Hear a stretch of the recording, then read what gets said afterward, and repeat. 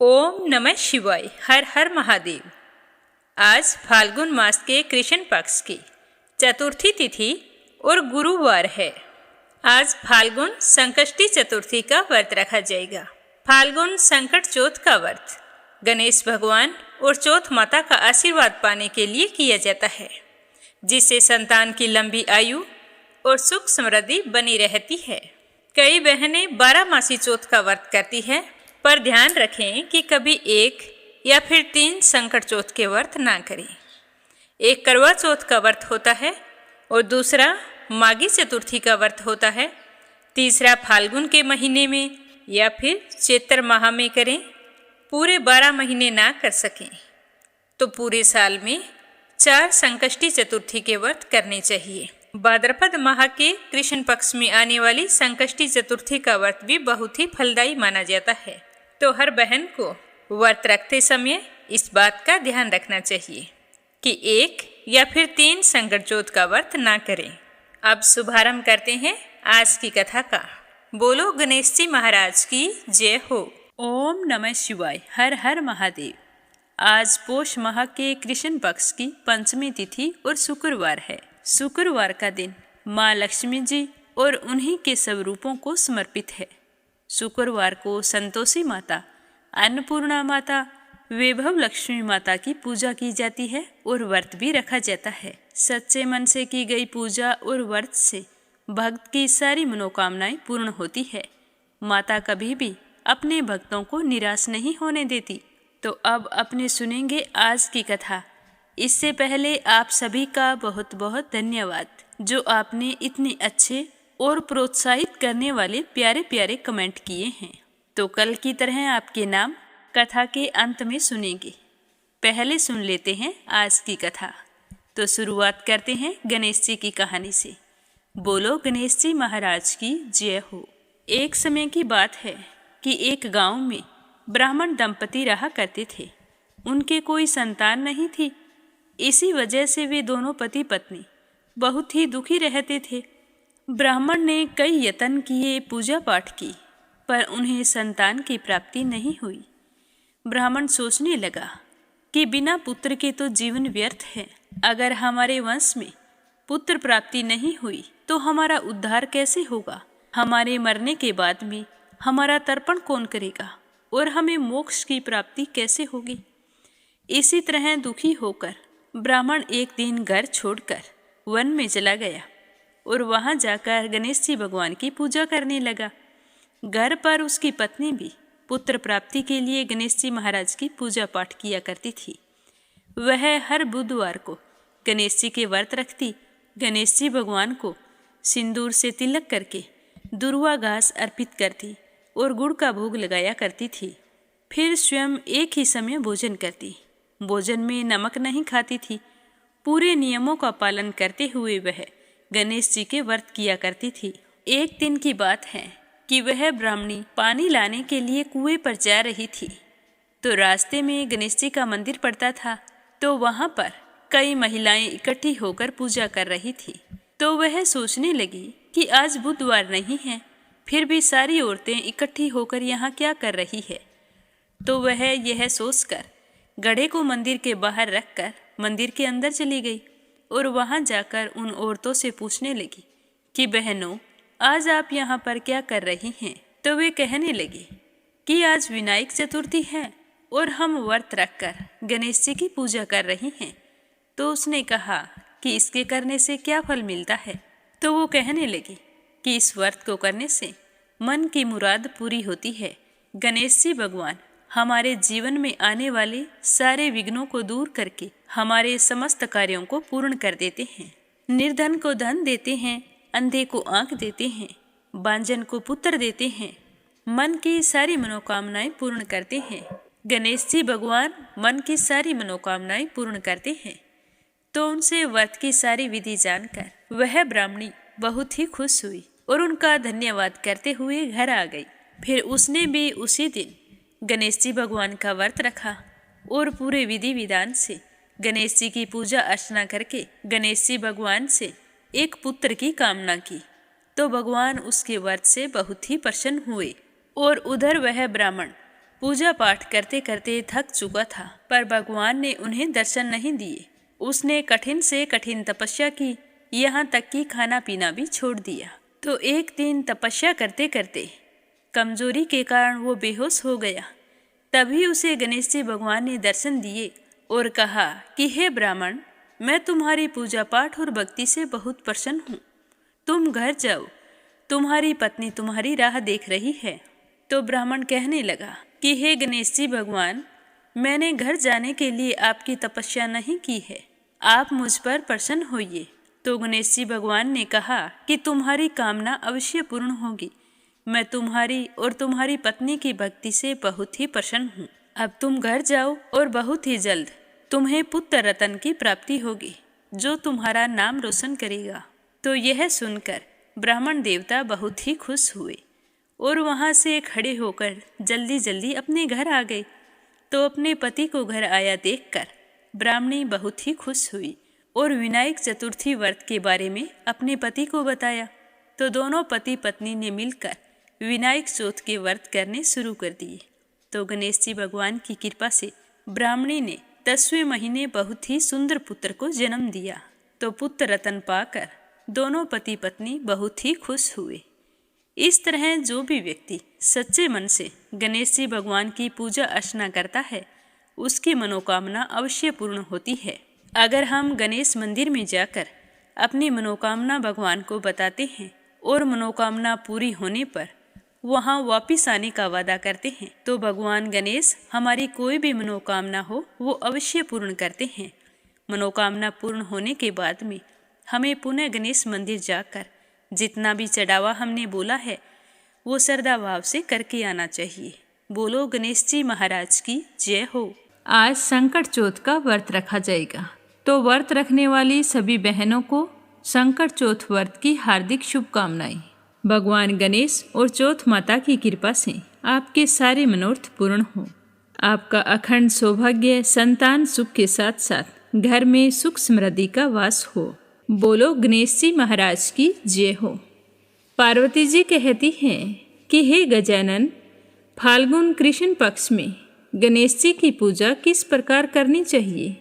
इस दिन गणेश जी के कौन से नाम की पूजा की जाती है और क्या भोजन करना चाहिए, किस तरह से व्रत रखना चाहिए?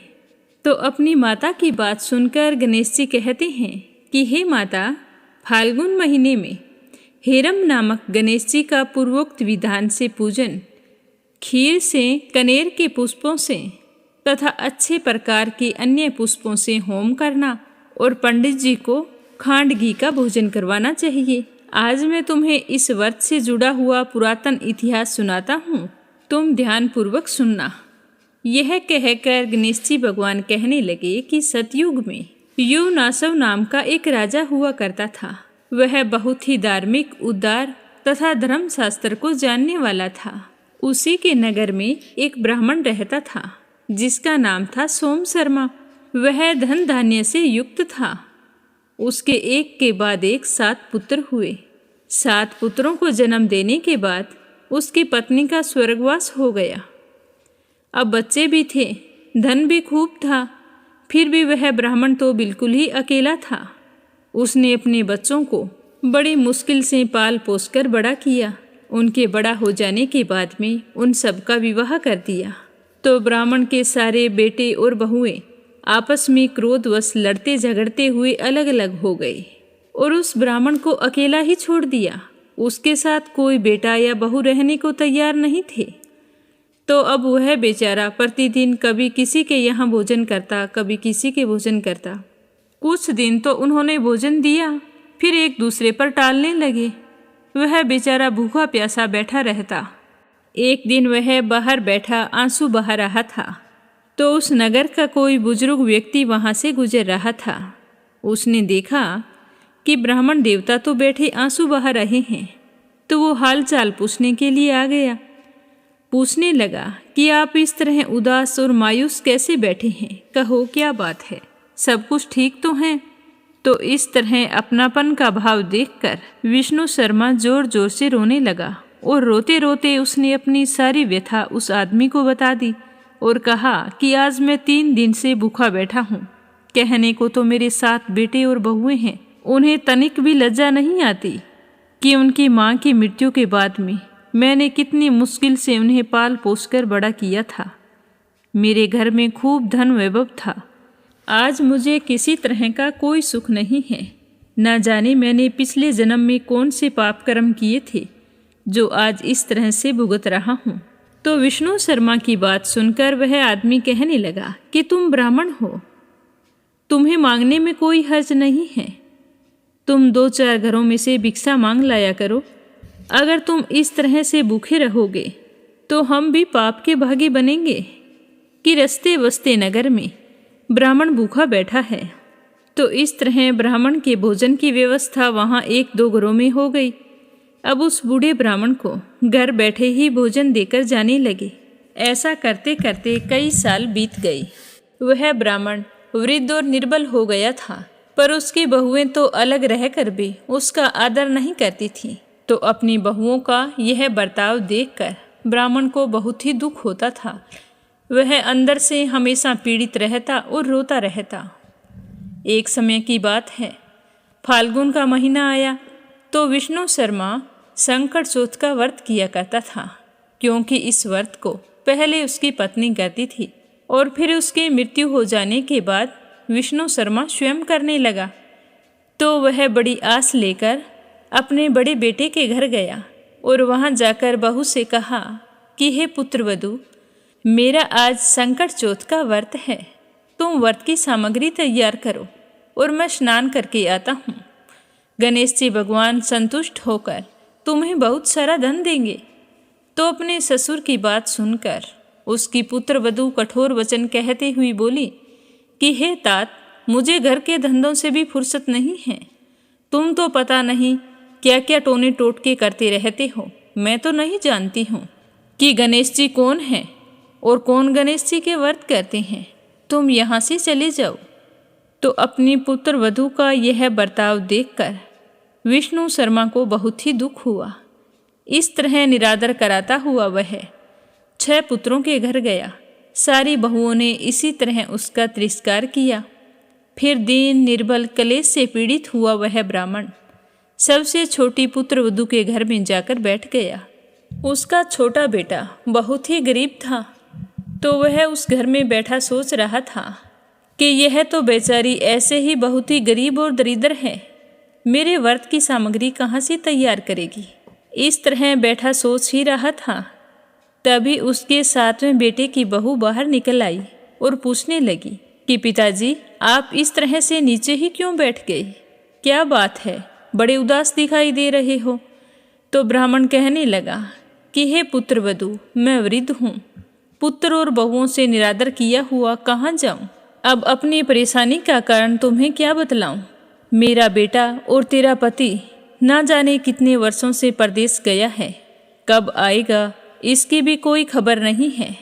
मुझे तुम्हारे घर में व्रत के निमित्त कुछ भी धन दिखाई नहीं देता और मेरा आज संकट चौथ का व्रत है। अब मैं तुम्हें क्या कहूँ, मेरी समझ में तो कुछ नहीं आता है। तो अपने ससुर की बात सुनकर उनकी छोटी बहू कहने लगी कि पिताजी, तुम इस बात की चिंता क्यों करते हो?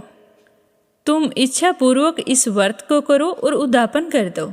मुझे सामग्री बताओ और विधि बताओ कि इस व्रत का उद्यापन कैसे किया जाएगा। आज तुम इस व्रत का उद्यापन कर दो और आज से मैं इस व्रत को पूरी निष्ठा से किया करूँगी। गणेश जी के प्रसाद से अवश्य सिद्धि प्राप्त होगी। तो उसके ससुर ने उसे व्रत की और व्रत के उद्यापन की सारी विधि और सामग्री बता दी। तो वह पूरे गांव में घर घर जाकर भिक्षा मांग कर लाई और फिर अपने वास्ते और ससुर के लिए अलग अलग लड्डू बनाए। चंदन, पुष्प, दुर्वा, सुंदर अक्षत, फल, धूप, दीप, नैवेद्य, तांबुल, सारी सामग्री अलग अलग तैयार करके गणेश जी भगवान का पूजन किया और गणेश जी भगवान से कहा कि हे भगवान, मेरे घर में तो कुछ भी नहीं है। जो भी मैंने आपकी पूजा पाठ की है और जो आपको भेंट चढ़ाई है, वो सब कुछ मैं गांव में से मांग कर लाई हूँ।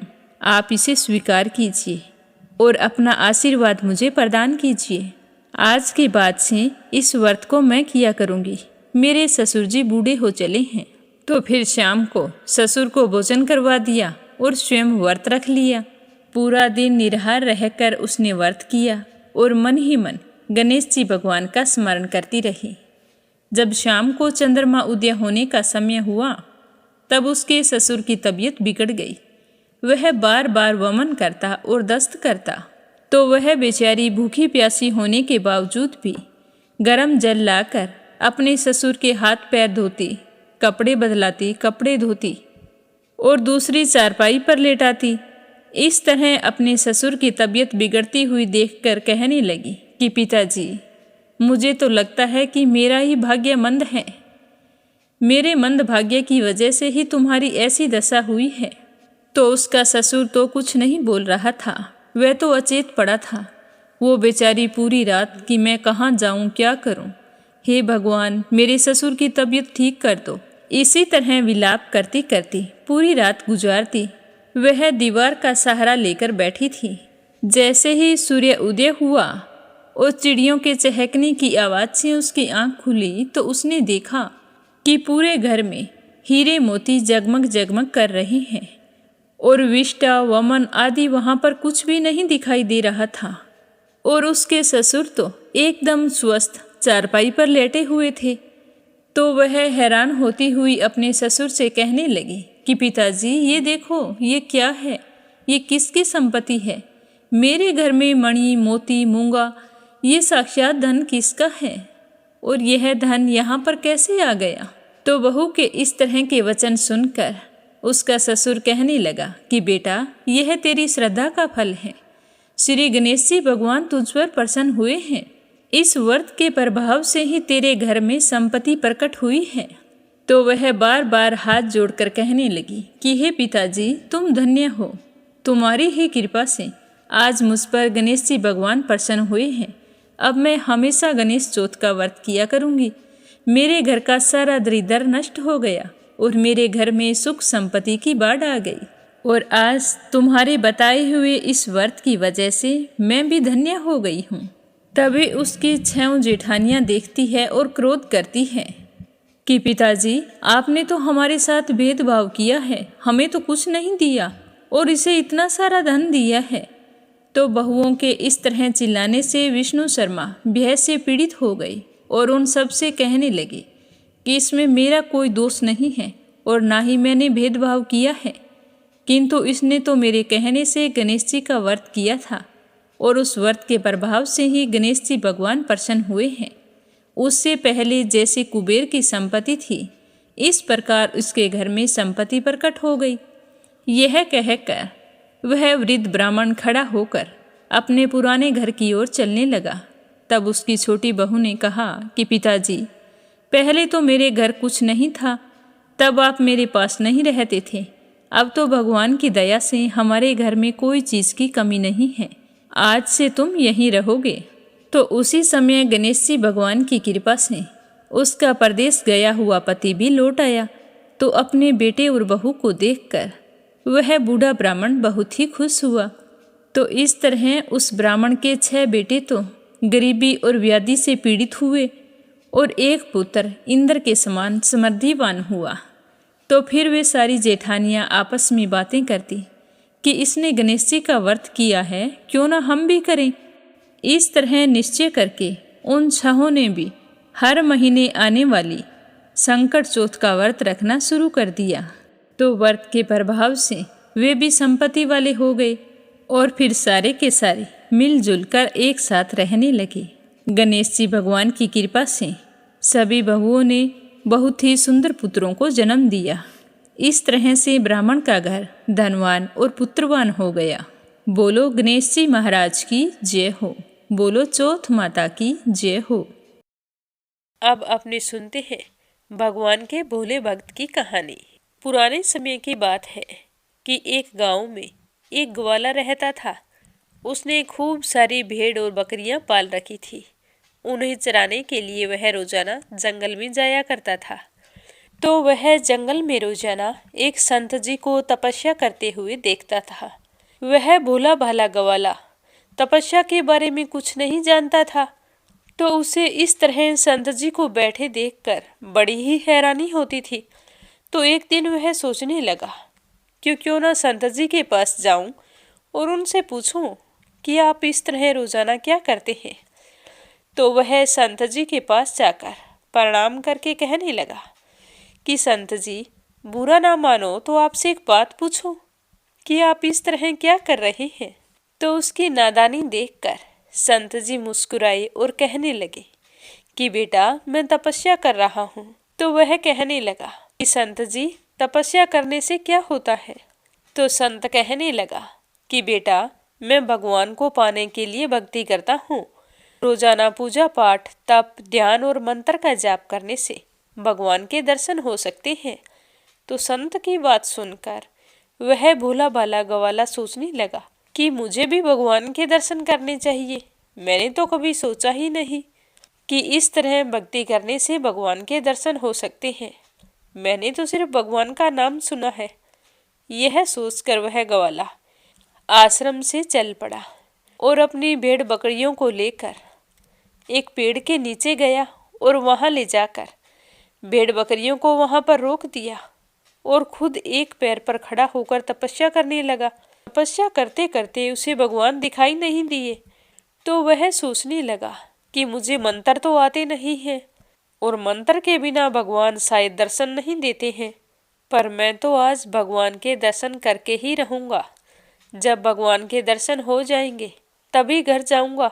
यह सोचते हुए उसने सांस लेना भी बंद कर दिया और कहने लगा कि प्रभु, मैं सांस तभी लूंगा जब आप मुझे दर्शन देंगे, नहीं तो मैं ऐसे ही खड़ा रहूंगा। तो भगवान इस छोटे से भोले भक्त की इतनी कठिन तपस्या देखकर बहुत ही जल्द प्रसन्न हो गए और ग्वाले के सामने प्रकट होकर बोले कि हे पुत्र, आंखें खोलो, मैं तुम्हारी तपस्या से बहुत ही प्रसन्न हूँ। देखो, मैं तुम्हारे सामने आ गया हूँ। तो ग्वाले ने आंखें खोले बिना ही पूछा कि आप कौन हैं। तो भगवान बोले कि मैं ईश्वर हूँ, जिसके दर्शनों के लिए तुम तपस्या कर रहे हो। तो यह सुनते ही ग्वाले ने आंखें खोल दी, लेकिन उसने ईश्वर को कभी देखा नहीं था। तो वह सोचने लगा, क्या यही भगवान है। तो वह भगवान से कहने लगा कि तुम मेरे साथ चलो, मैं तुम्हें संत जी को दिखाकर पूछूंगा कि भगवान ऐसे ही होते हैं क्या, मुझे तुम पर भरोसा नहीं है। तो भगवान कहने लगे कि पुत्र, मैं तुम्हारे साथ नहीं चल सकता। तो भगवान के इस तरह मना करने पर वह भोला भगत जाकर रस्सी लेकर आया और भगवान से कहने लगा कि मैं तुम्हें पेड़ के साथ बांधूंगा। तो भगवान पेड़ के पास खड़े हो गए। वो चाहते तो वहां से जा सकते थे, लेकिन भगवान अपने भोले भक्त की भक्ति देखकर मन ही मन मुस्कुरा रहे थे। तो उस ग्वाले ने भगवान को पेड़ के साथ बांध दिया और भागा भागा संत जी के आश्रम में पहुंचा और जाकर कहने लगा कि संत जी, मैंने भगवान को देखा है और पेड़ से बांधकर आया हूँ। तुम चलो मेरे साथ, देखकर बताओ कि क्या वही भगवान है। तो संत जी उस ग्वाले की बात सुनकर हैरान हो गए। उसके बार बार आग्रह करने पर उसके साथ चल पड़े। जैसे ही उस पेड़ के नीचे गए तो संत जी को वहां पर कोई भी दिखाई नहीं दे रहा था। संत बोले कि बेटा, मुझे तो यहाँ पर कुछ भी नहीं दिखाई दे रहा। तो ग्वाला भगवान से कहने लगा कि आप मुझे दिखाई दे रहे हैं, संत जी को दिखाई क्यों नहीं दे रहे। तो भगवान कहने लगे कि मैं उन्हीं इंसानों को दर्शन देता हूँ जो निस्वार्थ भाव से मेरी भक्ति करते हैं। जिन लोगों के मन में कपट, स्वार्थ या लालच होता है, उन्हें मैं कभी दर्शन नहीं देता। पर यह बात तो सिर्फ ग्वाले को सुनाई दे रही थी। संत जी कहने लगे कि बेटा, तुम बातें किससे कर रहे हो। तो वो कहने लगा कि मैं तो भगवान से बातें कर रहा हूँ, तुम्हें भगवान की आवाज सुनाई नहीं दी। तो संत जी कहने लगे कि नहीं बेटा, मुझे तो नहीं सुनाई दी। तो संत जी यह सोचकर वहां से वापिस चल पड़े कि यह तो भोला भाला ग्वाला है, इसे क्या पता कि भगवान क्या होते हैं और दर्शन कैसे देते हैं। और अपने आश्रम पर आकर तपस्या में लीन हो गए। और उधर भोला भाला ग्वाला बड़ा ही खुश था कि भगवान ने उसे एक दिन की भक्ति से ही दर्शन दे दिए और खुशी के मारे झूमता हुआ अपनी भेड़ बकरियों को लेकर अपने गांव की ओर लौट आया। बोलो विष्णु भगवान की जय हो। अब अपने सुनते हैं भागवत कथा का आगे का अध्याय प्रेम भाव से सुनते रहिए। बोलो श्री हरि विष्णु भगवान के अनंत स्वरूपों की जय हो। श्री सुखदेव जी कहते हैं कि हे राजन, भरत जी का पुत्र सुमति था। यह पहले भी मैं बता चुका हूँ। उसने ऋषभ देव जी के मार्ग का अनुसरण किया था। इसीलिए कलयुग में बहुत से पाखंडी अनार्य पुरुष अपनी दुष्ट बुद्धि से वेद विरुद्ध कल्पना करके उसे देवता मानेंगे। देवता जतिक असुरी के गर्भ से देवधूमन और देवधूमन के धेनुमति से परमेष्टि और उसके सुरवचला के गर्भ से प्रतिह नामक पुत्र हुआ।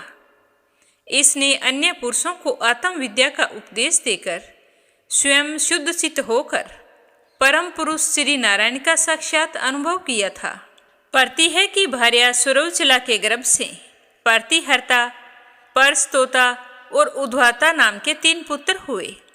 वे तीनों यज्ञ आदि कर्मों में बहुत ही निपुण थे।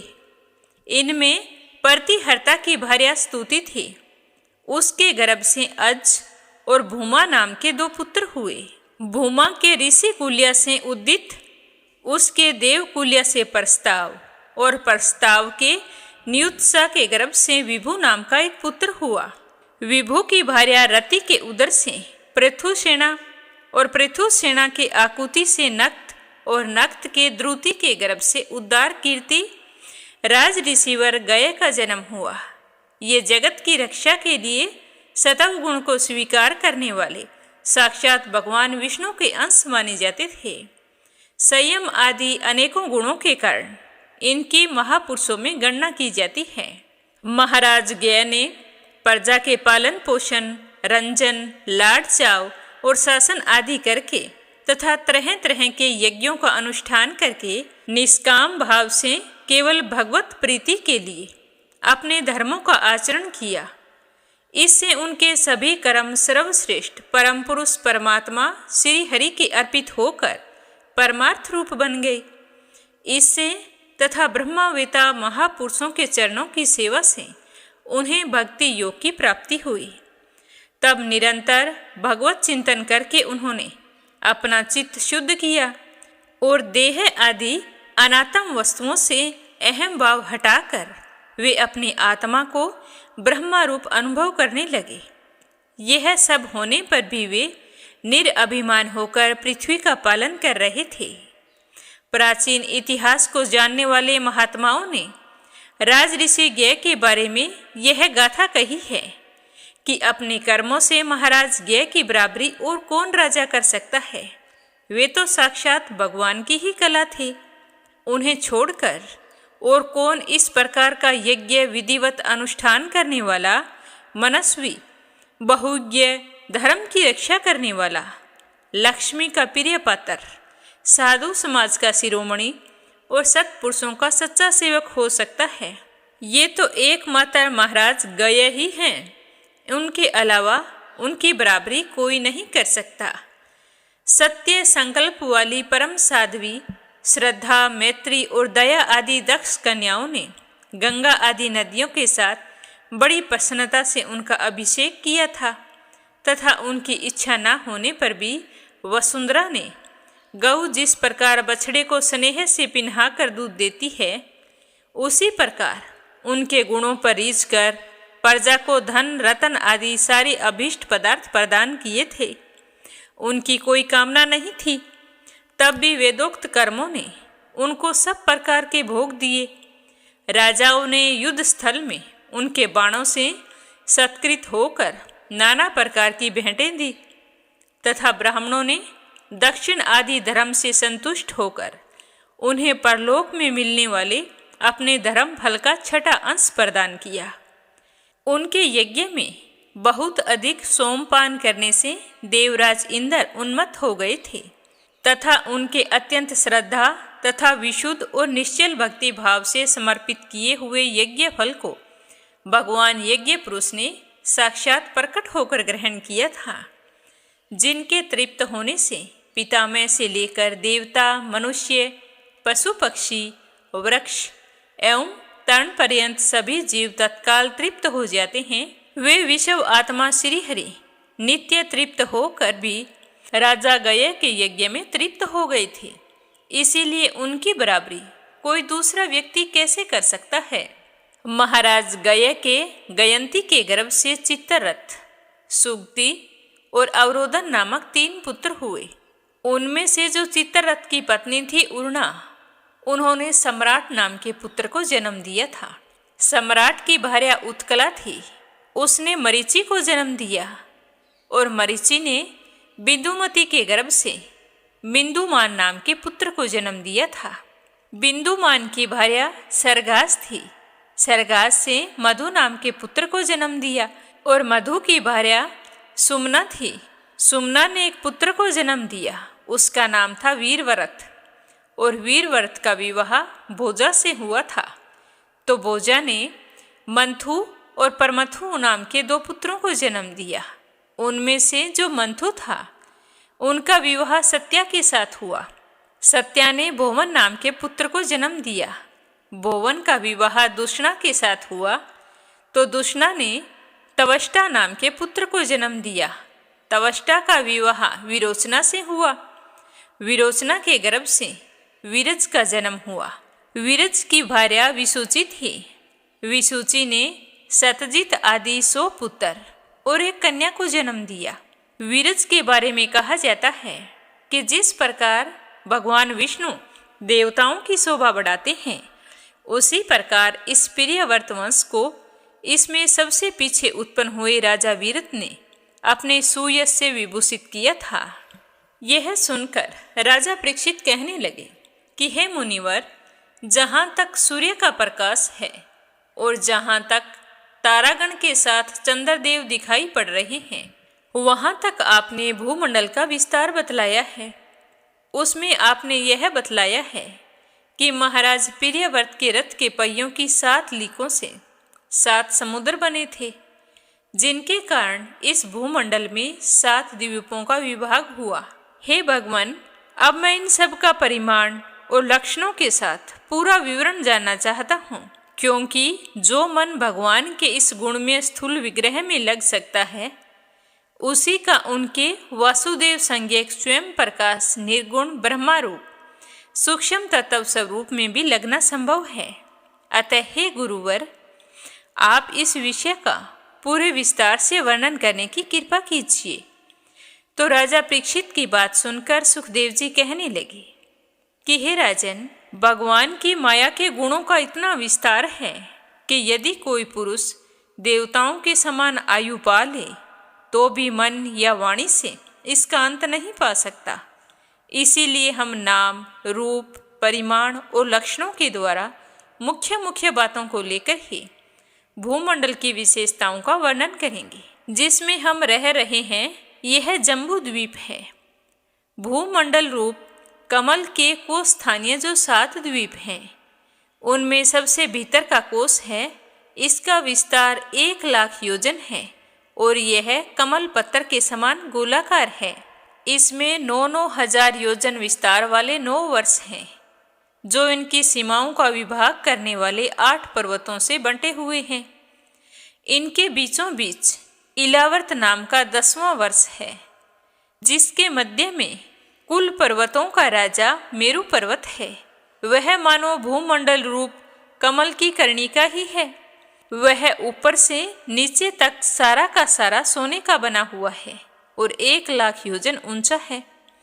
उसका विस्तार शिखर पर 32,000 और तलेटी में 16,000 योजन है तथा 16,000 योजन ही वह भूमि के भीतर घुसा हुआ है, अर्थात भूमि के बाहर उसकी ऊंचाई 84,000 योजन है। इलावर्त के उत्तर में कर्मशय, नील, श्वेत और श्रृंगवान नाम के 3 पर्वत हैं, जो रम्यक, हिरण्मय और कुरु नाम के वर्षों की सीमा बांधते हैं। वे पूर्व से पश्चिम तक खारे पानी के समुद्र तक फैले हुए हैं। उनमें से प्रत्येक की चौड़ाई 2000 योजन है तथा लंबाई में पहले की अपेक्षा पिछला क्रमशः 10 मास से कुछ अधिक और कुछ कम है। चौड़ाई और ऊंचाई तो सभी की समान है। इस प्रकार इलावर्त के दक्षिण की ओर एक के बाद एक निषद, हेमकूट और हिमालय नाम के 3 पर्वत हैं। नील आदि पर्वतों के समान ये भी पूर्व पश्चिम की ओर फैले हुए हैं और 10-10 हजार योजन ऊंचे हैं। इनमें क्रमशः हरिवर्ष, किमपुरुष और भारतवर्ष की सीमाओं का विभाग होता है। इलावर्त के पूर्व और पश्चिम की ओर उत्तर में नील पर्वत है और दक्षिण में निषिद्ध पर्वत तक फैले हुए गंधमादन और माल्यवान नाम के 2 पर्वत हैं।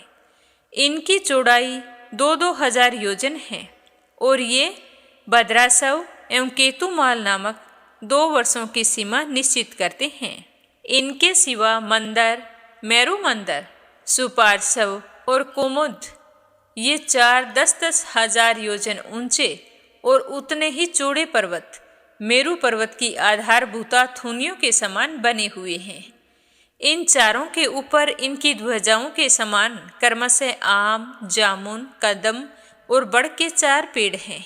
इनमें से हर वृक्ष 1100 योजन ऊंचा है और इतना ही इनकी शाखाओं का विस्तार है।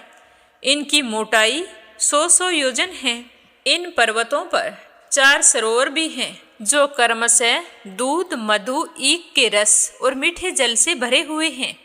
इनका सेवन करने वाले यक्ष, किन्नर आदि उपदेवों को स्वभाव से ही योग सिद्धियां प्राप्त होती है। इनमें प्रधान देवगण अनेकों सुर सुंदरियों के नायक बनकर साथ साथ विहार करते हैं। उस समय गंधर्व आदि उपदेवगण इनकी महिमा का बखान किया करते हैं।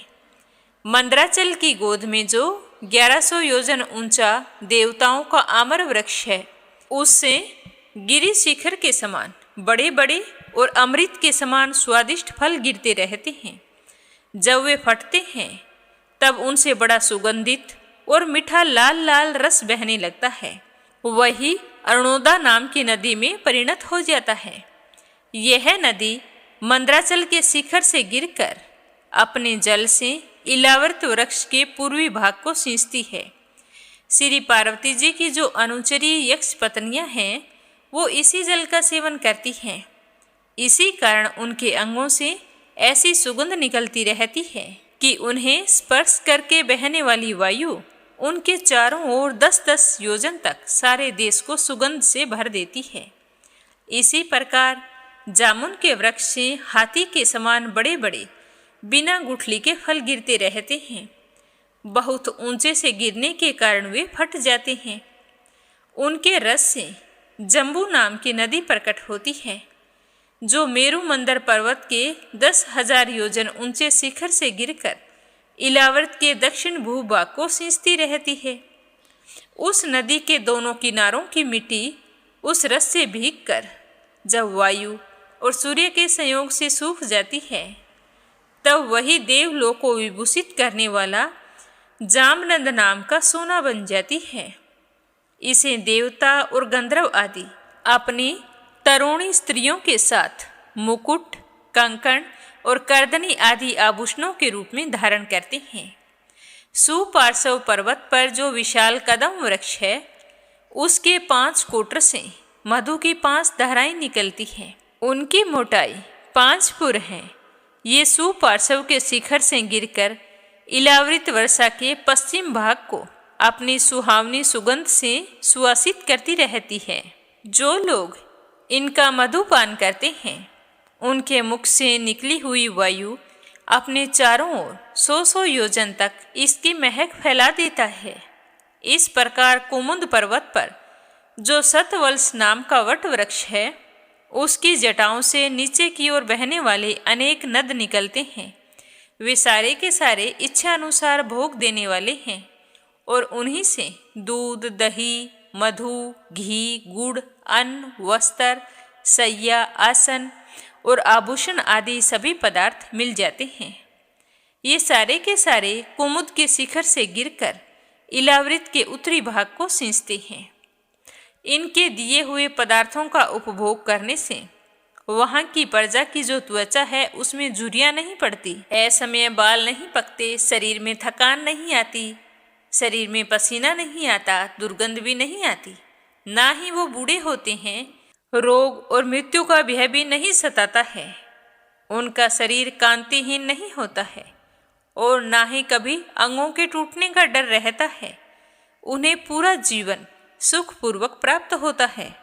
कमल की कर्णिका के चारों ओर जैसे केसर होता है, उसी प्रकार मेरु के मूल देश में उसके चारों ओर कुरंग, कुरर, कुशुभ, वैंकंक, तिरकुट, शिशिर, पतंग, रुचक, निषिद्ध, श्रीनिवास, कपिल, शंख, वैदुर्य, जारूधी, हंस, ऋषभ, नाग, कालंजर और नारद आदि 20 पर्वत और हैं।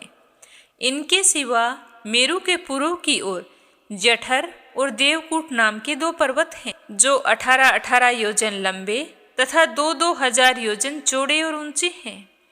इसी प्रकार पश्चिम की ओर पवन और परियातर, दक्षिण की ओर कैलाश और करवीर तथा उत्तर की ओर त्रिशृंग और मकर नाम के 2 पर्वत हैं। इन 8 पहाड़ों से चारों ओर से घिरा हुआ स्वर्णगिरी मेरु अग्नि के समान जगमगाता रहता है। कहते हैं कि मेरु के शिखर पर बीचों बीच भगवान पितामह की स्वर्णमयी पुरी है, जो आकार में समचौरस तथा करोड़ योजन विस्तार वाली है। उसके नीचे पूर्व आदि 8 दिशा और उप दिशाओं में उनके अधिपति देवराज इंद्र आदि 8 लोकपालों की 8 पुरियां हैं। वे अपने अपने स्वामी के अनुरूप उन्हीं उन्हीं की दिशाओं में हैं तथा उनका क्षेत्रफल पितामह की पुरी से 1/4 है। तो इस तरह सुखदेव जी ने राजा परीक्षित को भूमंडल का विस्तार बतलाया। आज की कथा को यहीं पर विराम देते हैं। इससे आगे अपने सुनेंगे कल की कथा में। बोलो विष्णु भगवान की जय हो। अगली कहानी अपने सुनेंगे कि भक्ति और विश्वास में बहुत बड़ी शक्ति होती है। जब हम अपने आराध्य देव में विश्वास करते हैं तो इस बात का पता चलता है। बोलो प्रभु श्री राम की जय हो।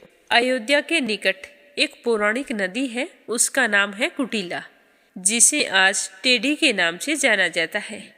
उस तट के निकट ही एक भक्त परिवार रहता था। उस परिवार में एक छोटी सी कन्या थी, उसका नाम था सरस्वती। तो वे लोग रोजाना अयोध्या दर्शन करने के लिए आते थे।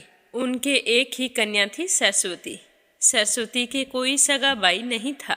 जब भी वह अपने माँ बाप के साथ रघुनाथ जी के दर्शन करने के लिए आती तो उसके मन में यही भाव आता कि भगवान श्री राम मेरे भाई हैं। उस समय सरस्वती 4 साल की बालिका थी। तो जैसे ही रक्षाबंधन का दिन आया तो वह अपने माँ बाबूजी के साथ अयोध्या गई तो साथ में राखी लेकर गई और वहाँ जाकर श्री राम को राखी बांधी और कहने लगी कि भैया अब मैं आपको हर साल राखी बांधूंगी। अब सरस्वती के तो हर साल का नियम बन गया। वह हमेशा रक्षाबंधन के दिन भगवान श्री राम को राखी बांधती थी। इसी तरह समय धीरे धीरे बीतता गया। समय के साथ सरस्वती बड़ी हो गई तो उसके माँ बाबूजी ने एक अच्छा सा घर देखकर उसका रिश्ता तय किया और विवाह निश्चित कर दिया। तो वह दूसरे दिन जैसे ही भगवान श्री राम के दर्शन करने गई तो वहाँ जाकर कहने लगी कि भैया मेरा विवाह तय हो गया है, मैं आपको न्योता देने आई हूँ। आप चारों भाइयों को मेरे विवाह में जरूर आना है। यह कहकर वो लड़की अपने विवाह का कार्ड भगवान श्री राम के चरणों में रख दिया और फिर अपने घर चली आई। फिर इसी तरह उसके विवाह का दिन भी आ गया। यह अवध की बात है। अवध में एक रस्म होती है कि विवाह के बाद भाई आकर उसको चादर उड़ाता है और फिर उसके बाद कुछ चीजें उसे उपहार स्वरूप देता है। तो उसके खुद के तो भाई नहीं था, पर मौसी के एक लड़का था। तो उसकी मौसी ने अपने लड़के को कुछ रुपए और चादर देकर कहा कि बेटा मैं तो विवाह में जा रही हूँ और तुम भी आ जाना। यह कहकर वो तो चली गई। तो उसका मौसेरा भाई उन रुपयों से कुछ उपहार और वस्त्र लेकर रिक्शे पर बैठ गया और विवाह मंडप की ओर चल पड़ा। तो दुर्भाग्यवश रास्ते में रिक्शा पलट गया और वह लड़का गिर गया। उसे थोड़ी सी चोट भी आई। तो आसपास के लोग इकट्ठा हो गए और उसे लेकर अस्पताल चले गए। कहने लगे कि देख कितना खून निकल रहा है, मरहम पट्टी करवा देते हैं। और उधर सरस्वती के फेरे होने वाले थे। वह अपने घूंघट से बार बार मंडप के दरवाजे की ओर देख रही थी और सोच रही थी कि भगवान श्री राम अभी तक आए क्यों नहीं। उसको पूरा विश्वास था कि भगवान श्री राम अपने तीनों भाइयों को साथ लेकर आएंगे। मैंने तो माँ से भी कह दिया है कि उनका ध्यान रखना, अयोध्या से मेरे भाई आने वाले हैं। तो सरस्वती की बात सुनकर उसकी माँ हंस दी और कहने लगी कि बेटा तू कितनी भोली है। तो सरस्वती कहने लगी कि नहीं माँ, मेरे भाई जरूर आएंगे। पर अब वो सोच रही थी कि वो तो आए ही नहीं, बहुत ज़्यादा देर हो रही है। तो वह बहुत ही व्याकुल होकर दरवाजे पर जाकर रोने लगी। देखती है कि दूर दूर के रिश्तेदार आ गए हैं, पर मेरे अपने भाई नहीं आए हैं। क्या मैं उनकी बहन नहीं हूँ? कहते हैं कि उसी समय 4 गाड़ियाँ और एक बड़ा सा ट्रक आकर वहाँ रुक गया। तो पहली गाड़ी में से उसके मौसी का लड़का और उसकी पत्नी उतरे और बाकी गाड़ियों में 3 पति पत्नी भी उतरे थे। तो मौसी के लड़के के रूप में भगवान श्री राम आए। रतन जड़ित पगड़ी, वस्त्र, हीरों के हार पहन रखे थे। श्री हनुमान जी पीछे ट्रक में सामान भरकर लाए हैं। हनुमान जी तो पहलवान के रूप में आए थे। तो पहलवान बने हनुमान जी ने ट्रक में से सामान उतारना शुरू किया। सोने, चांदी, पीतल के बहुत सारे बर्तन, बिस्तर, सोफे, ओढ़ने बिछाने के वस्त्र और दहेज का सारा सामान। तो यह देखकर उस लड़के की माँ यानी कि सरस्वती की मौसी हैरान हो गई। वो सोचने लगी कि मेरा बेटा इतना कीमती सामान कहाँ से लेकर आया है और ये साथ में किसे लेकर आया है। तभी वो चारों भाई आकर सरस्वती के पास खड़े हो गए। चारों भाइयों का तेज और सुंदरता देखकर सरस्वती समझ गई कि यह मेरे चारों भाई हैं। तो सरस्वती की खुशी का कोई ठिकाना नहीं रहा और उसका रोना उसी समय बंद हो गया। और उसे इतनी खुश देखकर भगवान श्री राम उससे कहने लगे कि बहन, अभी किसी से कुछ मत बताना। इतना सामान देखकर सारे बड़े ही हैरान थे। हर कोई पूछ रहा था कि ये गाड़ियाँ कहाँ से आई है और तुम्हारे बेटे के साथ ये 3 लोग और कौन है। पर मौसी तो खुद हैरान थी। तभी बारात आ गई और सरस्वती की शादी की रस्म होनी शुरू हो गई। जब उसकी शादी हो गई और जब तक उसकी विदाई नहीं हुई, तब तक चारों भाई उसके साथ ही रहे। सब गले मिले, आशीर्वाद दिया।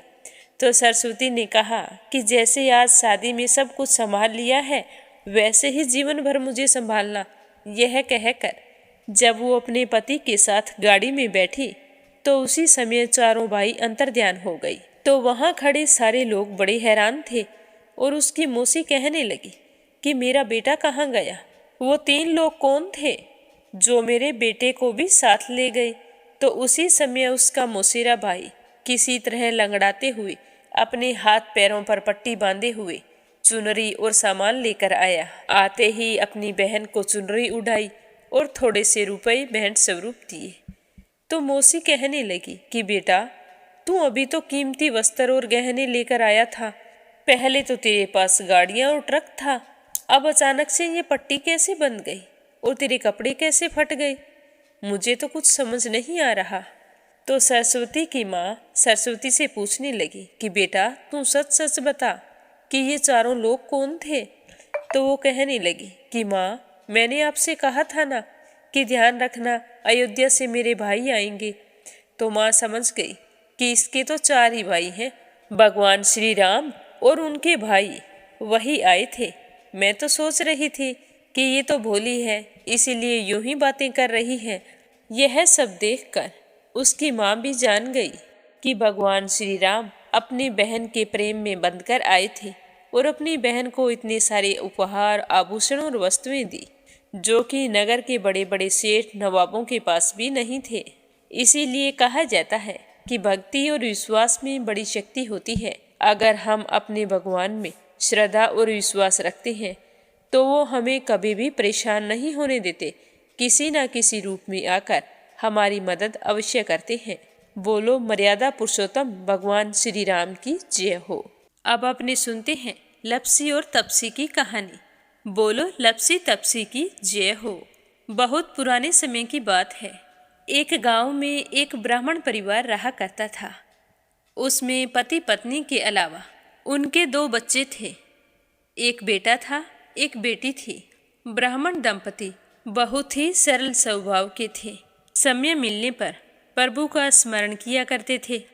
उनकी बेटी बहुत ही संस्कारी और सुशील थी, लेकिन उनका बेटा आवारा किस्म का था। वह कोई काम धाम नहीं करता और ना ही कभी अपने माँ बाप का कहना मानता था।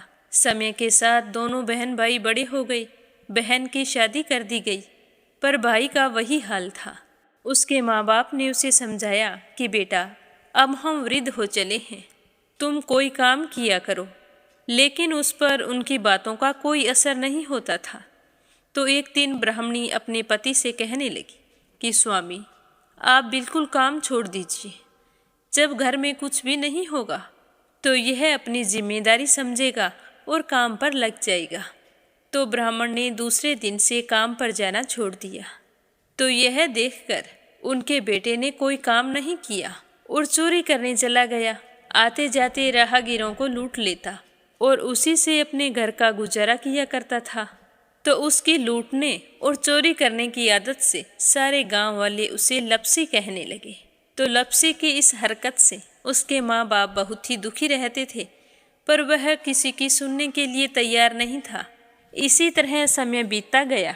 एक दिन की बात है कि लपसी एक पीपल के पेड़ पर बैठा था। तभी शिव पार्वती जा रहे थे। पार्वती माता गहनों से लदी हुई थी। तो लपसी उन्हें देखकर सोचने लगा कि सूरत के कितने गहने हैं, आज ये सारे के सारे लूट लूँगा तो मुझे कई महीनों तक चोरी नहीं करनी पड़ेगी। तो वह लूटने के इरादे से पीपल की ओट में होकर बैठ गया। जैसे ही शिव पार्वती वहाँ से जाने लगे तो लपसी एकदम से शिव पार्वती के सामने आकर कहने लगा कि जल्दी से जितने सारे गहने पहन रखे हैं उतार दो। तो पार्वती माता कहने लगी कि तुम चोरी क्यों करती हो, तुम्हें पता है चोरी करना पाप है। तो लपसी कहने लगा कि क्या करूं, घर पर मेरे माँ बाप हैं, मेरी एक भांजी है, उनके लिए दोनों समय भोजन की व्यवस्था कहाँ से करूं, मुझे कोई काम तो आता नहीं है। तो लपसी की बात सुनकर पार्वती माता कहने लगी कि तुम जो चोरी करके पाप करते हो, इस पाप का भागी कौन बनेगा। तो लपसी कहने लगा कि मेरे घर वाले सारे बनेंगे। तो पार्वती माता कहने लगी कि कोई नहीं बनेगा, पाप के भागी केवल तुम बनोगे। तो लपसी कहने लगा कि मैं लूट खोस कर उन्हीं के लिए लेकर जाता हूँ, तो पाप के भागी तो उन्हें बनना ही पड़ेगा। तो लपसी की बात सुनकर पार्वती माता ने हंसकर कहा कि हम यहीं पर बैठे हैं और तुम अपने घर जाओ, अपने घर वालों से पूछो कि कोई तुम्हारे पाप का भागी बनेगा क्या। तो यह सुनकर लपसी भागा भागा अपने घर आया और अपनी माँ के पास गया और कहने लगा कि माँ, मैं चोरी करके लाता हूँ, राह चलते राहगीरों को लूटता हूँ, तुम्हारे लिए ही तो करता हूँ। तो तुम मुझे एक बात बताओ, चोरी करने से जो पाप लगता है तो आप मेरे पाप के भागी बनोगे। तो लपसी की बात सुनकर उसकी माँ कहने लगी कि बेटा, मैंने तो तुमसे नहीं कहा कि तुम चोरी करके लाओ, तुम कमा कर लाओ, हमें तो 2 वक्त की रोटी चाहिए, मैं तो तुम्हारी पाप की भागी नहीं बनूंगी। तो माँ के मुंह से इस तरह की बात सुनकर लपसी तो हैरान हो गया। फिर वह अपने पिताजी के पास गया और जाकर कहने लगा कि पिताजी, मैं जो कुछ भी लूट खोस के लाता हूँ वो आपके लिए ही तो लाता हूँ। देखो मैंने लूट कर कितना धन इकट्ठा कर लिया है, कितने ऐशो आराम हैं तुम्हारे। अगर मैं चोरी नहीं करता तो क्या ये सब हमें मिलता।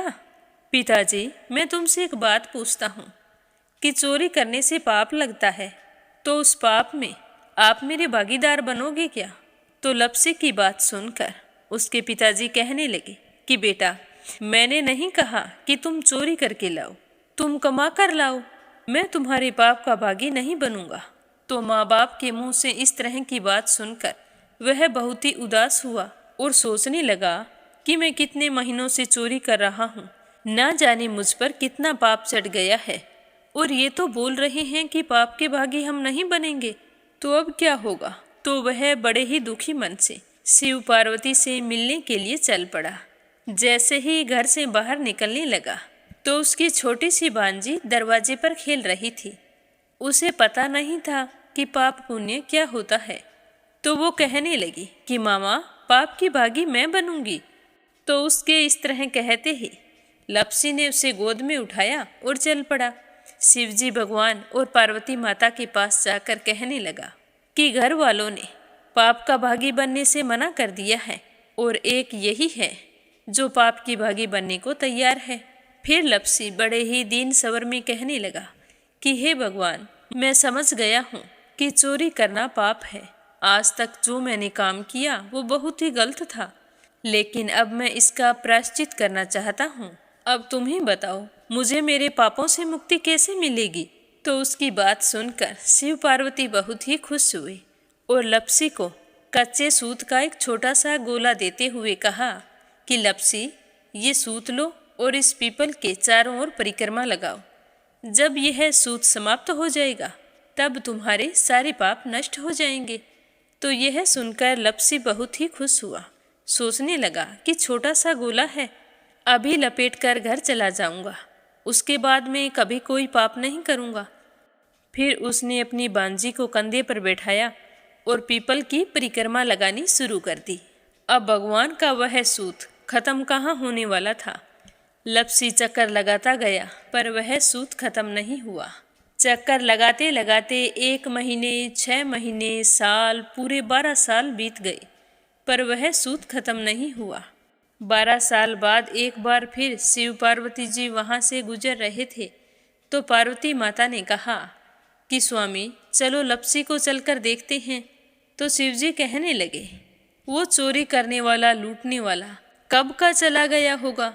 तो पार्वती माता कहने लगी कि नहीं स्वामी, चलकर देखने में क्या जाता है, चलो एक बार देखते हैं। तो शिव पार्वती जी जैसे ही पीपल वृक्ष के पास आए तो देखा कि लपसी तो अब भी चक्कर लगा रहा है। वहाँ चारों ओर गहरी खाई हो गई है और लपसी की बड़ी बड़ी दाढ़ी, मूंछें, नाखून बढ़ गए हैं। तो यह देखकर पार्वती माता ने कहा कि देखो स्वामी, आप तो कह रहे थे कि वो कब का ही चला गया, देखो इसके मन में सच्ची भक्ति है। तो पार्वती की बात सुनकर शिवजी ने कहा कि चलो अभी देख लेता हूँ। तो यह कहकर शिवजी ने एक सोने का कड़ा लपसी के आगे फेंक दिया। तो लपसी ने झट से उसके ऊपर पैर कर लिया। फिर अचानक से उसका ध्यान शिव पार्वती जी की ओर गया तो वो हाथ जोड़कर कहने लगा कि भगवान, अब तो मेरे पाप समाप्त हो गए होंगे, आप मुझे यहाँ से जाने की आज्ञा दीजिए। आपका यह सूत अभी तक खत्म नहीं हुआ है। तो शिवजी भगवान ने कहा कि तुम्हारे पाप कर्म भी अभी तक पूरे नहीं हुए हैं। तो शिवजी की बात सुनकर लपसी कहने लगा कि भगवान, मुझे पूरे 12 वर्ष हो गए हैं आपकी भक्ति करते करते और अब भी आप मुझ पर शक कर रहे हैं। तो शिवजी ने कहा कि अपना पैर उठाओ। तो जैसे ही लपसी ने अपना पैर उठाया तो उसके पैर के नीचे सोने का कड़ा था। तो यह देखकर लपसी शर्मिंदा हो गया और कहने लगा कि प्रभु, गलती हो गई, मुझे माफ़ करो, आगे से मैं ऐसी गलती कभी नहीं करूँगा। तो शिवजी कहने लगे कि नहीं लपसी, तुम्हारा पाप ऐसे पूरा नहीं हो सकता। अब तुम्हें 12 वर्ष तक और इसी तरह परिक्रमा करनी होगी, उसी के बाद तुम्हारे पाप समाप्त होंगे। यह कहकर शिव पार्वती वहाँ से चले गए और वह फिर से पीपल के पेड़ की परिक्रमा करता रहा। करते करते 12 साल बीत गए। 12 साल बाद में शिव पार्वती जी वहाँ पर आए तो उन्होंने देखा कि आज भी वो वहीं पर चक्कर लगा रहा है। तो शिव जी ने फिर उसके सामने सोने की अंगूठी फेंकी पर उसने कोई ध्यान नहीं दिया। तो शिव जी भगवान प्रसन्न होकर कहने लगे कि हे लपसी, आज से तुम मेरी तपस्या करके तपसी बन गए हो। मैं तुम्हें वरदान देता हूँ कि तुम अपने जीवन में सारे सुखों को प्राप्त करेगा और तूने 24 बरस तक मेरी भक्ति की है, इसका फल भी तुझे अवश्य मिलेगा। जो भी औरत गाय और कुत्ते की रोटी नहीं बनाएगी उसका पुण्य फल तुम्हें मिलेगा। आंगन लीप कर दहलीज नहीं लीपेगी तो उसका पुण्य फल भी तुझे ही मिलेगा। अगर हमारे घर की बहन बेटी को हम सूट, तीवल या साड़ी भेंट स्वरूप देते हैं तो साथ में मोली का धागा और कुछ रुपए नहीं देंगे तो उसका पुण्य फल भी तुम्हें ही मिलेगा। अगर कोई दिए से दिया जलाएगा तो उसका पुण्य फल भी तुम्हें ही मिलेगा। अगर व्रत और पूजा पाठ में सारी कहानी सुन ले और तुम्हारी कहानी ना सुने तो उसका पुण्य फल भी तुम्हें ही मिलेगा। कहा जाता है कि तभी से सुबह पहली रोटी गाय की और सुबह की अंतिम रोटी छोटी बनाई जाती है और शाम को अंतिम रोटी बड़ी बनाई जाती है जो कुत्ते की होती है। और दिए से दिया भी नहीं जलाया जाता और घर की बहन बेटियों को सूट और तीवल के साथ भेंट स्वरूप कुछ रुपए भी जरूर दिए जाते हैं। और उसी दिन से हर व्रत कथा के बाद में लपसी तपसी की कहानी जरूर सुनी जाती है और कथा समाप्त होने पर कहा जाता है कि लपसी का फल लपसी को मिले, तपसी का फल तपसी को मिले। हमारी पूजा पाठ का, हमारे व्रत का और हमारी कहानी का पुण्य फल हमें मिले। बोलो लपसी तपसी की जय हो। तो ये थी लपसी और तपसी की कहानी। लपसी तपसी दो भाई नहीं थे। लपसी और तपसी एक ही आदमी का नाम था। लूट कर लाता था, इसीलिए उसे लपसी के नाम से पुकारते थे और फिर भगवान की तपस्या करने के कारण उसे तपसी के नाम से जाना जाने लगा। बोलो लपसी तपसी की जय हो। अब अपने सुनेंगे कथा सुनने वाले प्यारे श्रोताओं के नाम। तो आज का पहला कमेंट है परमेश्वरी रघुवीर सिंह है दिल्ली से। दूसरा है संजय, सोनिया, हिताक्षी, दीपेश, मयंक हरियाणा से। और तीसरा है प्रोमिला रानी, विश्वास, सुधीर, राजेश, संजय कनाडा से। सरला रानी करणपुर से। आशा शर्मा, विष्णु, ज्योति, अंशु भीलवाड़ा से। रुक्मणी शर्मा अंबाला से। दिल्ली बहादुर भंडारी, सरिता भंडारी, नम्रता भंडारी, सूरज भंडारी नेपाल से। श्रीमती शर्मा अलीगढ़ से। रजनी बड़ोला उत्तराखंड से। आरती खैरावर अगरखर से। निर्मला सिसोदिया दिल्ली से। अपराजिता मीना श्रीवास्तव नेपाल से। अनीता गुप्ता राजस्थान से। आशा अग्रवाल, लड्डू, मोहित, अंकुर अग्रवाल आगरा से। कमला गुरुग्राम से। यूएन तिवारी, इंदिरा तिवारी लखनऊ से। श्रीमती यशोदा, अंजलि, बबली, विकी उड़ीसा से। सुनीता पवार, कृषु पवार मध्य प्रदेश से। शीला सिन्हा, मीरा श्रीवास्तव, ममता श्रीवास्तव, माला छम्मा, मनोज जौनपुर से। शोभा कुंवर पुरोहित अहमदाबाद से। सीमा जोशी, रवि कुमार जोशी दिल्ली से। संगीता अग्रवाल, कमला देवी अग्रवाल दुलिया महाराष्ट्र से। मंजुला कपूर पंजाब से। श्यामवती, सुषमा, विष्णु, कार्तिक, पूर्वी, रुपेश, गौरी, शिवम, निष्ठा हरियाणा से। सरिता शामली से। कोमल निर्मन मुंबई मीरा रोड से। संजना राजपूत अहमदाबाद से। गीता गोस्वामी, सुनीता गोस्वामी मेरठ से। वंदना वर्मा इंदौर से। चंद्रकांता दिल्ली से। पंडित प्रमोद सुशील शर्मा मोदी नगर से। नीलम जायसवाल हैदराबाद से। प्रेमलता बंसल दिल्ली से। बीना देविका कनिका वार्ष्णे अलीगढ़ से। सुनीता रानी मेरठ से। मीरा अग्रवाल बंगाल से। रिधिमा परमिला सुरेश यादव धामतरी से। सरोज अग्रवाल जबलपुर से। श्रीचंद यादव गया बिहार से। निर्मला पांचाल करनाल से। दीपिका यादव रायपुर से। पूनम यादव करेली से। गीता गुप्ता रुड़की से। कमला देवी भीलवाड़ा से। मंजू चौधरी भीलवाड़ा से।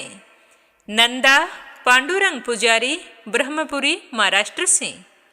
मधु, विनोद प्रजापति, साहिल, सिद्धांत प्रजापति जबलपुर से, के लक्ष्मण दास उमरकोट से, कमलेश भल्ला जम्मू से, शांताबेन वाघेला गुजरात के मंडल से, नीता पाल, यधीरा पाल, मान्या पाल, गणेश पाल, त्वेषा पाल दिल्ली से, उमा देवी झुंझुनू से, उषा शर्मा सोजत सिटी से, रीना साहू झांसी से, श्रीमती कमलेश जबलपुर से, पूजा पाठक उत्तराखंड देहरादून कोशानी से, योगेश्वरी भटनागर राजस्थान से, इंदिरा रावत, मोहित रावत पलवल से, कुसुम बघेल दिल्ली से, देवी सिंह,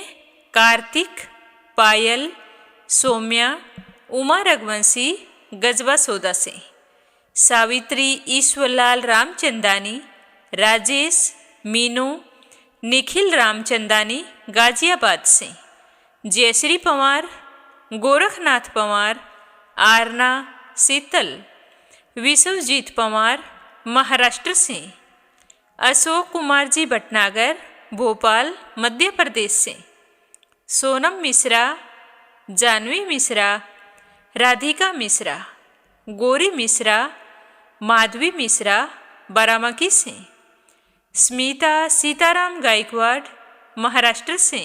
तो ये हैं मीरा भक्ति स्टोरी चैनल के प्यारे श्रोता जो रोजाना नियम से और पूरे श्रद्धा भाव से इस चैनल पर प्रस्तुत कथाओं को सुनते हैं। आप सभी पर श्री हरि का आशीर्वाद सदैव बना रहे और आपकी हर मनोकामना पूर्ण हो। ओम नमः शिवाय। हर हर महादेव।